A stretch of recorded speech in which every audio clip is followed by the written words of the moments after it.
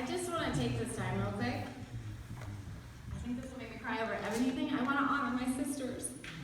This last year, they've gone above and beyond to take care of my parents.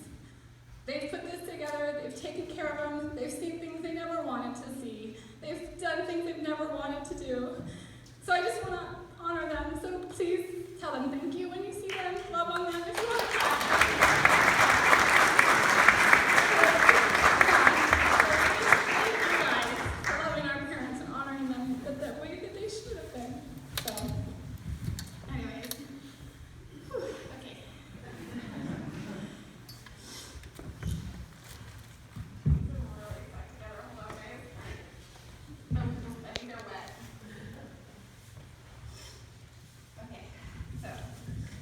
A little bit about my mom and her life. So, Carolyn Ortiz was born April 22nd, 1955 in Orange, California. This happened to be the year Disneyland was opened, a fun fact that we were often reminded of as kids. Her parents, David and Mary Ortiz, blessed her with 10 brothers and sisters, she being the third oldest. She grew up attending Catholic schools and graduated from Modern Day High School in 1973. While in high school, her eldest brother, Jim, had a fun-loving friend named Mark. It didn't take long for them to know that they were going to marry, and on June 14th, 1974, they did just that, when she was only 19 and he was 20, and she became Carolyn Bledsoe, a name she lovingly held for 46 years.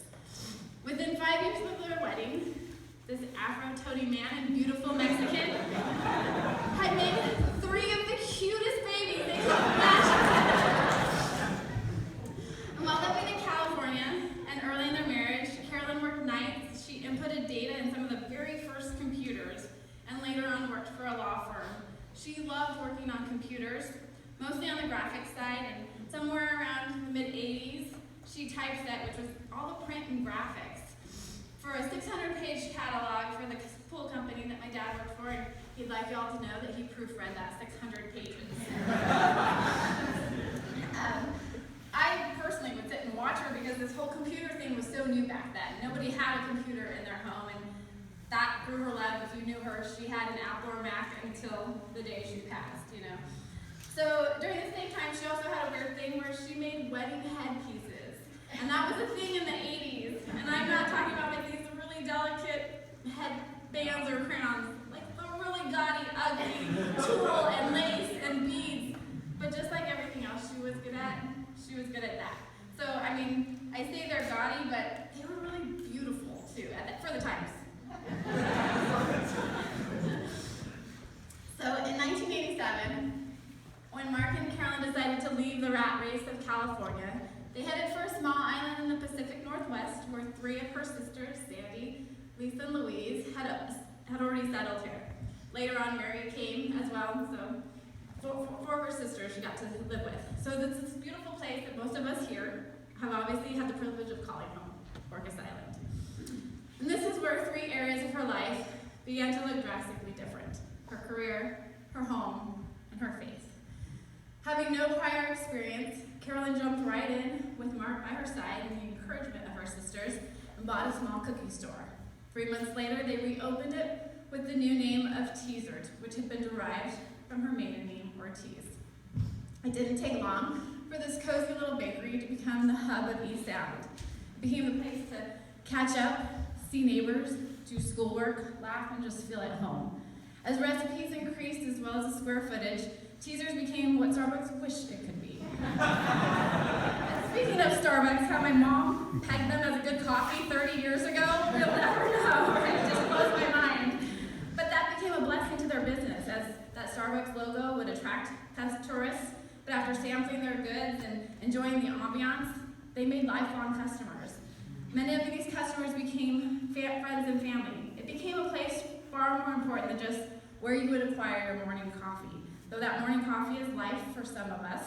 And as for our mom, her addiction to a breve mocha came. Carolyn didn't just provide service, though, but a listening ear, advice, and even prayer. And Sarah and Ryan, you both have that same gifting. She would take the time to sit and engage in her customers' lives, Children called her Cece, as if she were another one of their grandparents. It was a family establishment that felt all the feels of family. Good days, bad days, heartaches, and joys were all embraced and met with a smile, a warm or cold drink, and just the right treat to match the occasion. She made her workplace a home away from home, and not just for those related to her, but for strangers as well. I mean, Mark was there too with his bad jokes. We'll say that for you. You're welcome. She was so good at and loved the marketing aspect of the business too. How many of us have our teasers merch? I drink out of my mug every morning, right? And so Carolyn did this. She took that small cookie store and turned it into a 30-year legacy. It was her heart that was displayed in a tangible way for all, and that's one of the factors that made it successful. So earlier when I mentioned the rat race of California, it was truly that. Both my parents worked hard and a lot, so moving to the island gave us more of a sense of stability. And even with the craziness of a growing business, my mom began a more consistent regimen of cooking meals and hosting family gatherings. She also made the time to cheer us on at every sporting event. Okay, let's not be honest, it wasn't always cheering. But she loved watching us, and if yelling at us brought her joy, then I'm not for it. But Carolyn also loved decorating for Christmas. Her house was magical, lights galore and smells. Having spent a few Christmases with my sister Ryan, I can attest that she now has that magic. She loved a good Hallmark Christmas movie. As my family can attest, I watched them from July to December. She would host Christmas Eve every year and bless us with all her delicious pozole. Gina Anderson, I heard you took the time to watch and follow and do that. And thank you for passing on that tradition as well. Carolyn loved her home here. A fire in the stove and her comfy green blanket, that was sheer bliss for her. Making s'mores out in the front by the fire pit with her grandkids, who she kind of overly adored, was another favorite. Her home was comfortable and safe, but she didn't use this home selfishly. Over the years, she opened it up to those that needed a place, and they got to call it home and feel that security. Many a Bible study, counseling, and prayer session happened in that home. Church worship team practices were held in that house. Carolyn loved music, worship music especially. Hearing Ryan play anything on her piano was always my mom's favorite, but listening to Ryan play a song that she wrote was the epitome of her joy. As these were two of her major tangents in her life, the most important of all was when she gave her life to Christ. Within the first year of living on the island, Carolyn decided to make her relationship with Jesus first and foremost. Knowing that he loved her unconditionally and had died on that cross to redeem her was the best gift she could have received. As she grew in the knowledge of the Bible and deepened her relationship with him, so did her generosity and love for others. This was the Carolyn you've all grown to love. This is why her business and her home life were successful. She trusted Jesus with it all.